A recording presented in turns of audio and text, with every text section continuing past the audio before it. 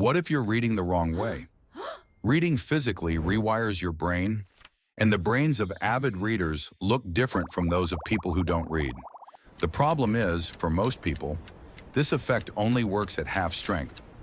At the end of the video, I'll give you 10 science-backed principles that will help you get the maximum brain-boosting benefits from every book you read.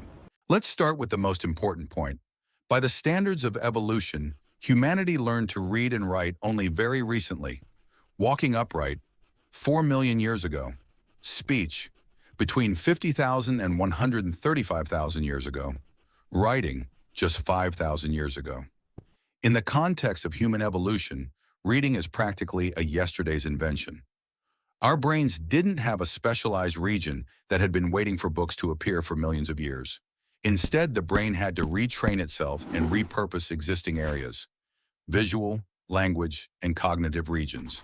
And it succeeded. Neuroscientists from the Max Planck Institute for Human Cognitive and Brain Sciences synthesized data from 163 scientific studies and examined what happens in our brains when we read. The study found that reading particularly activates several regions of the left hemisphere, including the inferior frontal gyrus, the occipitotemporal cortex, and the posterior part of the cerebellum. At the same time, different levels of reading, letters, words, and sentences, activate distinct neural clusters. For example, reading individual letters engages a relatively small area of the occipital cortex, whereas reading words and sentences recruits additional, broader regions of the brain. How does the brain of an avid reader differ from everyone else's? A neurolinguist analyzed data from more than 1,000 people and found a link between reading ability and the structure of two areas in the left hemisphere, the anterior part of the left temporal lobe and Heschel's gyrus.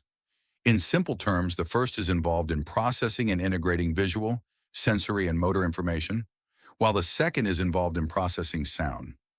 These regions were more developed in avid readers. The study showed that our ability to interpret the world around us and understand other people's thoughts develops through reading. If you want to keep your Heschels thick and thriving, pick up a good book and start reading. What do the experiments tell us? One of the most revealing experiments involved a 45-year-old illiterate Brazilian man who was taught to read over a period of 2 years, with 1-hour lessons twice a week. During that time, he underwent 20 fMRI scans. As he learned to read, activation gradually emerged in the left occipitotemporal cortex, in the area of the visual word form area, or VWFA, as well as in other brain regions involved in reading. This activation steadily increased over time. The experiment showed that learning to read recruits entire brain regions that had previously shown little or no reading-related activity. In another famous study, researchers taught 21 illiterate women in India to read and write in Hindi over a period of 6 months.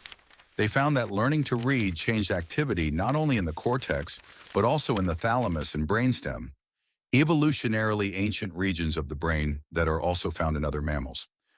It appears that these brain systems increasingly fine-tune their communication as learners become more and more proficient in reading.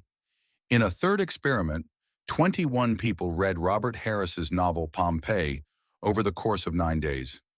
19 participants were included in the final fMRI analysis. The researchers identified 3 independent neural networks whose functional connectivity increased significantly during the study. Particularly interesting was the fact that some of these changes persisted for several days after the participants had finished the novel. Long-term studies reveal even more remarkable results. For example, a sample of 1,962 older adults in Taiwan, all aged 64 and above, was assessed at 4 time points over a 14-year period. Those who read at least once a week had approximately a 45% lower risk of cognitive impairment, regardless of their level of education. This suggests that reading may function as a highly effective form of cognitive exercise for the human brain. In another study, researchers followed 3,635 adults for 12 years. Book readers had a 20% lower risk of mortality, and those who read books for at least 30 minutes a day lived, on average, nearly 2 years longer than those who did not read at all. The researchers noted that this effect was associated specifically with reading books rather than newspapers and magazines. Reading books was much more strongly associated with cognitive engagement and cognitive health. And now for the most important part. How should you read to get the greatest possible benefits for your brain? Here are 10 recommendations backed by numerous studies on the subject. 1. Read fiction, nonfiction, newspapers, magazines, and social media posts affect your brain in very different ways. 2. Read novels that genuinely interest you. The more deeply you become immersed in a story, the more actively your brain engages with it. 3. Read longer texts that require you to keep track of the context.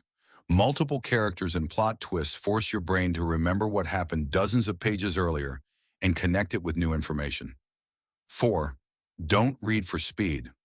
Once reading becomes automatic, the brain receives less of a cognitive challenge. Slowing down and reading thoughtfully brings that challenge back. 5. Reread. If you didn't understand something, don't hesitate to go back a few pages. 6. Recall what you've read. Read a few pages, close the book, and then try to remember what the author described. 7.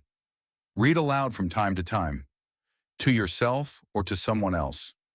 Reading aloud and reading silently engage different areas of the brain. This provides more varied stimulation for your neural networks. 8. Eliminate distractions. Smartphone notifications or a TV playing in the background reduce engagement and make reading less effective. 9. Try to read every day. Consistency strengthens the effect, and it matters more than occasional hours-long reading marathons. 10. Don't chase the number of books you read. The number itself doesn't determine the benefits. Thanks for watching. Subscribe if you enjoyed it.